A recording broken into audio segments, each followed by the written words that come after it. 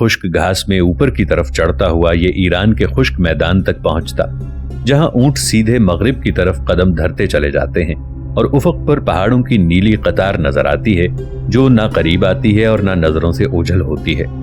ऊंट तेज रफ्तार नालों को पानी उछालते हुए पार करते हैं। यहाँ पुल नहीं, और ये चांदनी रात में मगरिब की तरफ चले जाते हैं, क्योंकि दिन को गर्मी की तपिश में बड़ी सोजिश होती है और हवा बहुत खुश्क होती है। ये थी पेगोया अजीम शिमाली सड़क, रेशम की तिजारत की कदीम शाहराह। इस रास्ते से मशरिक का रेशम रुमतुल कुबरा और बाजंतीन की खवातीन के लिए आता। ये रेशम सेडून या टायर में गहरे कुरमजी रंग में रंगा जाता और हाथी दांत और जेड के साथ साथ पॉलीमर के ताजरों के हाथ फरोख्त किया जाता। इस रास्ते की एक जनूबी शाख गोबी के रेगिस्तानी खित्ते से होकर गुजरती और खुश्क गियाह की झीलों को पार करती हुई कतन और यारकंद की चरागाहों में जा निकलती। ये जनूबी सड़क, जो नानलू कहलाती थी, दुनिया की छत की कोहिस्तानी घाटियों में जा निकलती, जहां देव हर आवाज को गरज कर दोहराते और जहां चाय बनाने के लिए पानी उबल न सकता। फिर ये शाख कराकरम के तूफान रूप दर्रे से होते हुए उन बर्फानी दर्रों तक पहुंचती, जिनके नीचे कश्मीर की सरू और देवदार से लदी हुई वादी है। या फिर ये रास्ता बल्ख की बुलंदियों पर जा निकलता, और बल्ख को उस जमाने में उम्मुल बिलाद कहते थे। इन रास्तों से तिजारत का ताना बाना सा बनाया गया था, जो चीन और बिलाद ईरान के सुकूनत पजीर तमद्दनों को बहरे रूम की दुनिया के सुकूनत पजीर तमद्दनों से मुंसलिक करता था। ये एक पतला सा धागा था जो अक्सर टूट जाया करता और अक्सर फिर से बुन लिया जाता। इसी पर गोबी के मगरबी सिने पर, जहां तियान शान के जंगल रेगिस्तान से मिलते हैं, खयाबानों के अतराफ शहर बस गए थे। यहाँ एक तमद्दन ने नश्व नुमा पाई थी जो बड़ी सल्तनतों से बहुत दूर था। ये एक तरह का चौराहे का तमद्दुन था। यहाँ मंदिरों के पास सराएं थीं और कच्ची मिट्टी की चौकियां और बुर्ज अक्सर चौकीदारों के बगैर खड़ी थीं। खयाबानों और दरियाओं के किनारे जो 5 शहर आबाद हुए थे, इनमें से बुश बालिग और अलमालिक तो काशगर के रास्ते में थे और खुतन और यारकंद जुनूब में। चीनी इसको मगरबी इलाका कहते थे। इसे काशगरिया भी कहा जा सकता है, लेकिन असल में ये 5 शहर थे। बैरूनी दुनिया की तब्दीलियों के मुकाबले में ये बहुत कम बदलते, तब से अलग थलग रहते और माजी के विरसे का तहफ़्फ़ुज़ करते थे। ये शाहराहें फौजों की अलगार के लिए बड़ी दुश्वार गुजार थीं, लेकिन ये तिजारत और ज़ियारत के लिए मुश्किल सी गुजरगाहें बन गई थी। इस्कंदर की मकदूनी फौज तो हिंदुस्तान के रास्ते वापस चली आई थी, लेकिन यूनानी गुलदान और मुजस्समे इन कोहिस्तानों के अंदर तक पहुंच गए थे। इसके बाद यहाँ बुद्ध मत के सुर्ख बरंजी मुजस्समे आए। चीन के अकीदतमंद इसी रास्ते से कश्मीर पहुंचे, ताकि और आगे हिंदुस्तान में महात्मा बुद्ध के वतन और इकामत गाहों की जियारत कराएं। चीनी रेशम के सुदागरों की मायत में इन खयाबानों में ईरानी मुसव्विर पहुंच आए। इनके नामों के सिवा इन शहरों के मुतालिक हम ज्यादा नहीं जानते, लेकिन यहाँ जो बोली बोली जाती थी, इससे पता चलता है कि आर्याओं के भटके हुए काफिलों के वारिस इन पोशीदा चौराहों पर बाकी रह गए थे। यहाँ मंदिरों में वो अपनी तहरीरें छोड़ गए। उनके मुसव्विर गालिबन ईरान के फनकार थे। ये नक्शे दीवार यादगार फनून लतीफा के आसियों की तरह बाकी हैं। एक औरत की छवि ऐसी है जैसे ओसियाई के नक़ूश हैं। बुद्ध मत के देवताओं ने यूनानी तर्ज के शिकन अंदर शिकन लिबादे पहन रखे हैं और उनके गोल गोल चेहरे चीनी मुंह कलम की नजाकत का पता देते हैं। इन नक़ूश में जो रंग इस्तेमाल किए गए हैं, शोला रेज सुर्ख और नारंगी और सब्ज, इनसे पता चलता है कि मुसव्विरी का ये तर्ज फना हो चुका है और इसके आसार अगर कहीं बाकी हैं तो शायद तिब्बत में। यहाँ नस्तूरी पादरियों ने, जो एशिया में ईसाई मसलक की तबलीग के लिए आए थे, बुद्ध मत के मंदिरों के पहलू ब पहलू अपने कलीसा बनाए। यहाँ के कुतुब खानों में तखारी जबान, जो आर्याई जबानों में शामिल है, मुकद्दस किताबों के नुस्खे महफूज निकले। 5 शहरों की इस पनागाह में माटी के मानने वाले आए। ये नर्म रो पुजारी रोशनी को मानते थे जो जुल्मत की जिद है। इस तरह ये पोशीदा चौराहा नर्म तर मजाहिब के बाहमी रब्तो ज़ब्त का मकाम बन गया था, खास तौर पर उन मजाहिब का जिन पर दूसरे इलाकों में सख्ती हो रही थी, यानी मानी का मजहब, बुद्ध मत और नस्तूरियत। एक दीवार पर यह कतबा लगा हुआ मिला। ये मकाम जहां पहले खून बहाया जाता था, अब यहाँ एक बाग लगाया गया है। ये अजीब बाग है, एशिया में गौथिक अंदाज का बाग, जहां खुश्क और सुर्ख जमीन पर जंगल की तरह दरख्त उगे हुए हैं। यहाँ के सफेद अबा पहने वाले ऋषि और दरबारों की खवातीन जो इस बाग में फूल उगाती होंगी, ऐसी होंगी जैसे यूरोप के वो पादरी और वो खवातीन जिनकी तस्वीरें कुरून वुस्ता की दुआओं की किताबों में मिलती हैं। दरअसल ये वही सरजमीन है जो एशिया के प्रेस्टर जॉन के नाम से मंसूब है, जिसकी तलाश में कुरून वुस्ता के बहुत से मगरबी सयाह निकले, मगर किसी को इसका सुराग ना मिला। तिजारत शिमाली दश्त में सरसब्ज ना हो सकी। खाना बदोशों का वाहिद हुनर यह था कि वो जानवरों की शक्ल के भोंडे गहने, सुनहरे गहने बना लेते, जीनों और लगामों पर चांदी का मुनक्कश काम कर लेते और नमदे बुन लेते। दश्त के आस्तान पर इन 5 शहरों में काफिर तुर्कों को तमद्दुन से साबिका पड़ा। एक बहुत बड़ा कबीला एगोर यानी मुतमद्दीन जो शिमाल से निकाला गया था। नाजरीन, आगे बढ़ने से पहले कमेंट सेक्शन में हमें अपनी आरा से जरूर आगाह कीजिएगा कि आपको हमारी ये सीरीज कैसी लग रही है। आइंदा आने वाली इक़्साद से बाखबर रहने के लिए हमारे चैनल को सब्सक्राइब कर लें और साथ मौजूद बेल आइकॉन को जरूर क्लिक कर लें। शुक्रिया। सन 860 ईस्वी में 5 शहरों में आबाद हो गया। ये अलगयोरी दराज कद लोग थे जो मवेशियों की परवरिश जानते थे। अब उन्होंने काश्तकारी शुरू की। उन्होंने एक कदीम हुरूफ तहज्जी में अपनी जबान लिखना शुरू की। वो चीनी मुकलम से भी लिखते और बरू के कलम से भी, और चीनी अंदाज से लकड़ी के टुकड़ों की मदद से खाना खाते। इससे ज्यादा हमें उनके मुतालिक मालूमात नहीं। इस दरमियानी इलाके में वो आर्याओं की बाकियात के साथ गलत मलत हो गए। बगैर किसी तासुब के उन्होंने बुद्ध मत वालों, मानी के नर्म रोपैरों और गाह गाह आने वाले नस्तूरी ईसाइयों के मसालिक कबूल कर लिए। वो चट्टानों पर अपनी तस्वीरें आप बनाते और गोभी के उस पार कोइन हांग के आलिमों से तबादला ख्याल करते। इस तरह खाना बदोशों ने अपना पहला तमद्दुन पैदा किया। अलगयूरी दश्त के रहने वालों के उस्ताद और मोतमद बने। ताज्जुब यह है कि इस तमद्दुन की बुनियाद अमन पर थी। तुर्क अपनी मंजिल पर। दूसरे तुर्क कबीले जो शिमाल की मर्दम खेज जमीनों से निकल निकल कर आ रहे थे, नबर्द में किस्मत आजमाई करते रहे। सिर्फ करगीज यानी जरखेज खेत इस कुल्लिये से मुस्तस्ना थे। ये बड़ी ताकतवर काम थी। इन लोगों के सरों के बाल सुर्ख थे। करगेजों ने अलगोरियों को मार भगाया और अब वो अल्ताई के शिमाल की गर्म जमीनों में बस कर काश्तकारी करने लगे थे। अलगोरियों से उन्होंने तिजारत के गुर सीख लिए थे, लेकिन कारेक यानी बर्फ के रहने वाले उनसे मुख्तलिफ थे। ये अपने गल्लों के साथ साथ सफर करते, अपने साथ साथ एक भेड़िए का सर लिए फिरते। ये इसकी अलामत था कि उनकी नस्ल एक भेड़िए सरदार की औलाद से थी। उनसे वही खौफ वाबस्ता था जो बर्फानी दुनिया से वाबस्ता होता है। वो कहा करते थे कि वो एक लोहे के पहाड़ में कैद थे, यहाँ तक कि उनमें से एक ने, जो आहनगर था, लोहे के पहाड़ में एक सुरंग खोदी और फिर सब लोग निकल सके। इसके सिवा इस रिवायत के और कोई मानी नहीं थे कि कबीले के दिलों में इस वाक़े की याद जिंदा थी कि तेज बारिश के बाद उन्हें लोहे का पता चला और उन्होंने लोहे की कानें खोदनी शुरू की और लोहे से उन्होंने हथियार बनाए और इन हथियारों के सहारे लड़ भिड़ कर आजादी से आगे बढ़े। कारकूतों के पीछे पीछे और कबीले थे जो शिमाल के क़ारे गुमनामी से निकल के आए थे, जैसे नाइमन, और जिन्होंने दश्त और निहायत और महायत, जिन्होंने दश्त के नए तमद्दुन को सीखना शुरू किया। बाज़ तुर्क कबीले कोहसार की जनूबी फसील पार कर गए। ये फसील तिब्बत की सतह मुर्तफा, हिमालय और हिंदू कुश पर मुश्तमिल थी। एक कबीला जिसने गजनी पर कब्जा कर लिया गजनवी कहलाया। इसने शिमाली हिंद पर कब्जा कर लिया। जहां कहीं ये तुर्क नमूदार हुए, उन्होंने हुकूमत की। उन्होंने ईरानी सल्तनत का खात्मा कर दिया। मुतमद्दन जनूब पर जंगजू शिमाल की फतह। वो ईरान के गुलिस्तान से होकर गुजरे। पहाड़ियों से होते हुए वो बगदाद तक पहुंचे, जहां अरसे तक खुलफा के खादिम रहे, फिर उनके आका बन गए। ये महमूद गजनवी के तख्ते जर्री का जमाना था, जब हर तरफ तुर्क खानबादों की हुकूमत थी। तुर्क हमेशा कबीर रहे और उनकी इमारत की खूबू कभी ना गई। तुर्क खुद बादशाह था और बादशाहत का गुर जानता था। वो शाही को अपना अस्तबल बनाता। इससे ज्यादा उसकी कोई उमंग और आरजू न थी, लेकिन कोई ताकत ऐसी न रही जो उसका रास्ता रोक सकती। इस तरह जब नए अहले हुकूमत सरदार नमूदार होते तो तुर्की असर व नफूज एक ही नस्ल में बहुत बढ़ जाता, अगली नस्लों में कम होने लगता और फिर कहीं और किसी नए सरदार की सरकर्दगी में फिर से उभरने लगता। मालूम होता कि तुर्क खानवादा इसका अहल नहीं कि बहुत अरसे के लिए एक मजबूत हुकूमत कायम करे, लेकिन कोई दौर ऐसा नहीं कि जिसमें किसी तुर्क सरदार ने कोई बड़ी सल्तनत कायम न की हो। बुहैरे खजर के जनूब में तुर्क ख्वारज़म शाहियों की हुकूमत थी और शाम में तुर्क अताबकों की।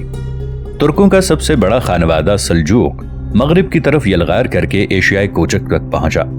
11वीं सदी में मलिक शाह के दौर में सल्जूकियों का असर व नफूज ईसाई ममलिकतों के अंदर तक हो गया। उनके शाह सवारों ने फिलिस्तीन की पहाड़ियों पर यूरिश की और कुस्तुनतुनिया की दीवारों तक आ पहुंचे, और इस यूरिश के रद्द अमल के तौर पर मगरबी यूरोप के ईसाइयों ने हमला किया, जिससे उनको बड़ा ताज्जुब हुआ। फ्रैंक और जर्मनों के जंगजू जानशीन मुसल्ला नाइट और खादिमों के पर्रे एक जम्मे गफीर में जमा होकर कुस्तुनतुनिया की मदद को बढ़े, फिर से यरूशलेम पर कब्जा करने के लिए, क्योंकि उनके कानों तक ये अफवाहें पहुंची थी कि तुर्क शाह सवारों के रहबार यरूशलेम को पामाल कर रहे हैं। इस तरह मगरिब और मशरिक के वो तवील मुहारबात शुरू हुए जो मुहारबात सलीबी कहलाते हैं, यानी कि सलीबी जंगें। इस तरह एक आध पुश्त के लिए 11वीं सदी के खत्म पर मगरिब की 3 अहम कुव्वतें एक मकसद के लिए मुत्तहिद हो गईं। बाज़ंतीनियों का तमद्दुन जो अभी तक कुस्तुनतुनिया के दरो दीवार से वाबस्ता था, फ्रैंकों और जर्मनों की वहशी कुव्वत के सामने आ गया। नॉर्मनों, लोम्बार्दों, बवेरियों, मैक्सिकनों, परदनसालियों के साथ मजहबी जोश में आग की आग भड़क उठी। सलीबियों की यलगार की बुनियाद ईसाई पादरियों, किसानों, अमीरों और बाज़ंतीनी मुदब्बिरों की हमराही पर कायम थी, लेकिन यरूशलेम की फतह के बाद ये हमराही कायम और बाकी ना रह सकी। हजरे अस्वद, तुर्क खान कबीलों के सरदार शुरू में काफिर थे और अगर किसी चीज को मानते थे तो सिर्फ जावेदानी नीले आसमान की ताकत को। चूंकि अपनी फतुहात की बदौलत वो जुनूब और मगरिब में आ पहुंचे थे, यहां आकर उन्होंने इस्लाम का दीन कबूल कर लिया। दुनिया के अजीम मजहबों में ये आखिरी मजहब था और अब ये अपनी जाए पैदाइश यानी अरब से बाहर फैल रहा था। इन काफिर शाहसवारों के कल्ब को इस्लाम से बहुत तस्कीन पहुंची। इसकी सादगी उनके सीधे सादे दिलों को बहुत पसंद आई। वो खुद बहादुर थे, इसलिए उन्हें जिहाद का फलसफा पसंद आया और इसलिए उन्होंने क़िबले की तरफ रुख किया। लेकिन शरीयत से ज्यादा उन्होंने सुलूक और तरीक़त का रास्ता पसंद किया। जिहाद के मसले में वो चूनो चरा न करते, दिलो जान से वो दीन के मुजाहिद बन गए। अब भी वो पहले की तरह एक जंगजू फिरका बने रहे। जहां तक हुनर का ताल्लुक है, उन्होंने बहुत कम दिलचस्पी ली। अरब उलमा ने जो आला तमद्दुन पैदा किया, उसको वो सिर्फ जिस्मानी आसाइश की हद तक कबूल कर सके। खुलफाए बगदाद की रीस में उन्होंने शान शौकत सीखी, मगर अब भी एक दूसरे के खिलाफ इसी तरह खाना जंगी करते रहे जैसे अपने वहशी जमाने में दश्त में किया करते थे। वो बड़े बेमिसल नबुर्द आज़मा, जर्री और फराख दिल शाह सवार थे, लेकिन तख्तो ताज की कशमकश के अलावा वो तमद्दुन की खिदमत में और कोई मार्का सरंजाम न दे सके। उन्होंने अपने लिए बड़े शान शौकत के अलकाब इख्तियार किए, मसलन अल्प अरसलान या जलालुद्दीन। उन्होंने खुलफाए बगदाद की लड़कियों से शादियां की, लेकिन उनकी ड्योढ़ियों में नुकरई शेरों के मुजस्समे हुआ करते थे जो हवा के जोर से दहाड़ने लगते।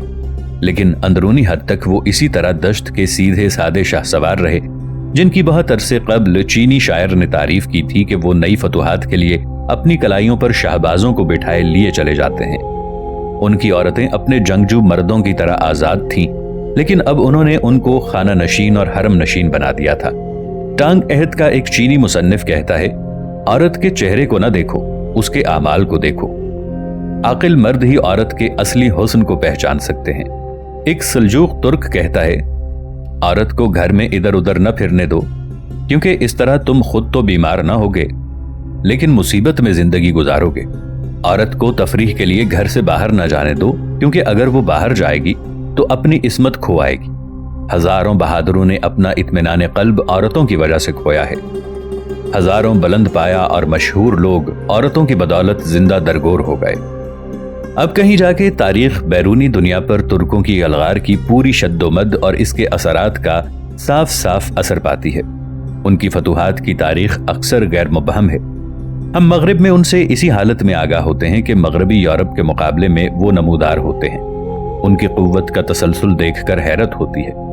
ज़र्री खेल जिसने मुगलों के ज़ेरे असर रूस के अक्सर व बेशतर हिस्से पर हुकूमत थी, वो तुर्क था और अहले रूस उसको कैचाक उर्दू कहा करते थे। तैमूर लंग जिसने 14वीं सदी के खत्म पर सारी दुनिया फतह करने की कोशिश की, वस्त एशिया का तुर्क और तुर्कों का सरदार था। मांचो जिन्होंने 1644 में चीन फतह किया, शिमाली वहशी और कदीम तुर्कों के करीबी अजीज थे।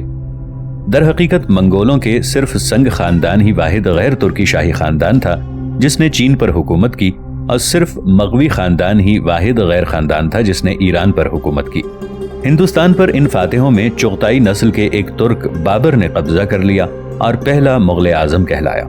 1680 میں ہی جب کہ قسطنطنیہ کے عثمانی ترک، جن سے اہل یورپ زیادہ اچھی طرح واقف ہیں، دمیانہ پر قبضے کی تیاری کر رہے تھے، اس وقت اگر اطراف کی دنیا پر نظر ڈالی جاتی تو نظر آتا کہ تاتاری خان کریمیا اور ایشیا پر حکمران ہیں۔ مملوکوں کی طاقت اب بھی مصر میں باقی ہے، ہندوستان میں مغل ہیں اور چین میں مانچو، شمالی افریقہ تک میں اور الجزائر اور تیونس کے حکمران بھی یہی ہیں۔ ان کی بہت سی تاریخ غارت ہو چکی تھی اور بہت سی اب پہلی مرتبہ مرتب ہو رہی ہے، لیکن جیسا کہ رینے گروسو نے بتایا ہے، واقعہ یہ ہے کہ دنیا پر حکومت کی صلاحیت صرف 2 قوموں میں تھی، ترک مغلوں میں اور رومیوں میں۔ رومیوں نے جو کچھ اپنے شہروں کی جارحانہ پیش قدمی سے حاصل کیا، وہی ترکوں نے بعض معزز خاندانوں کے غیر معمولی کارناموں سے حاصل کر دکھایا۔ یہ بے چین ترک جو فاتحوں کی حیثیت سے دقی سے لے کر بلغار تک اور حلب سے لے کر ینکنگ تک سریر آرائے سلطنت تھے، اصل میں قبیلوں کے سرداروں کی حیثیت سے حکومت کرنا جانتے تھے۔ وہ کسی طاقت کے آگے سر نہ جھکاتے، کوئی مقصد ان کی رہنمائی نہیں کر رہا تھا، یہاں تک کہ چنگیز خان نے 12ویں صدی میں انہیں مطیع کر لیا اور انہیں سیاسی زندگی کا ایک نیا نقشہ سجھایا۔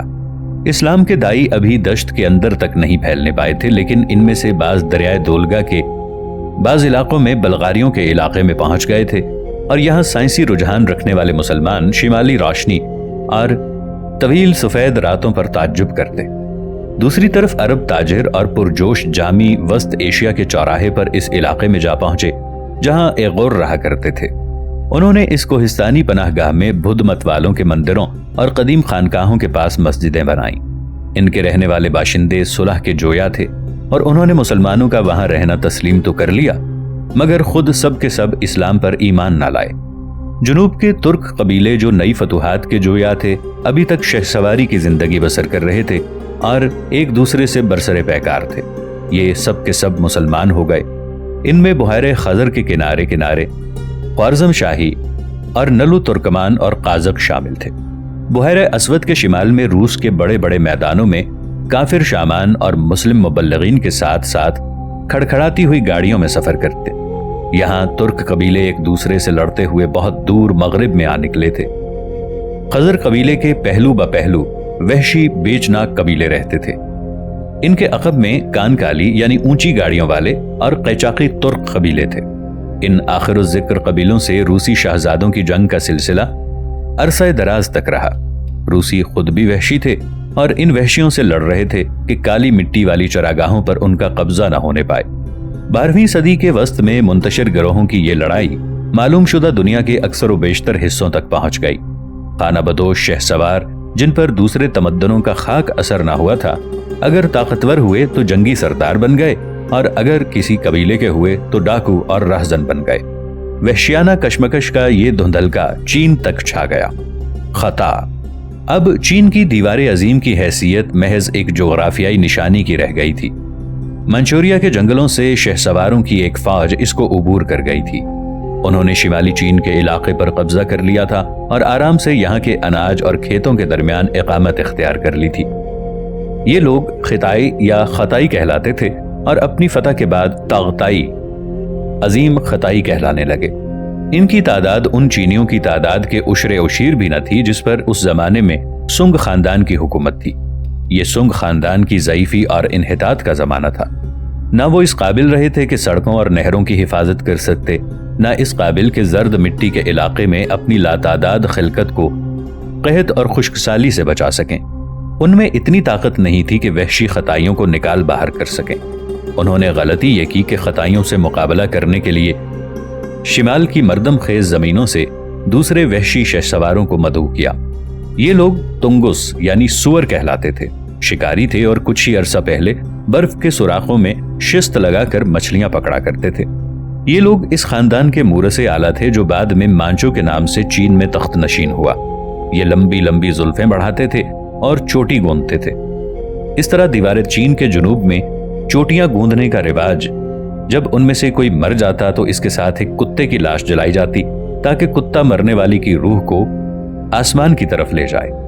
جب انہی چینیوں نے ان کے وطن کی تنہائیوں سے بلایا تو انہوں نے اہل خطا پر فتح حاصل کر لی، جو شہروں میں رہنے کے عادی، امیر اور آرام طلب ہو چکے تھے اور غلاموں سے کام لیتے تھے۔ कुछ खताई वस्त एशिया से भाग निकले और यहाँ कोहिस्तानों में उन्होंने एक सल्तनत की बुनियाद डाली जो कराख्ताई कहलाने लगी।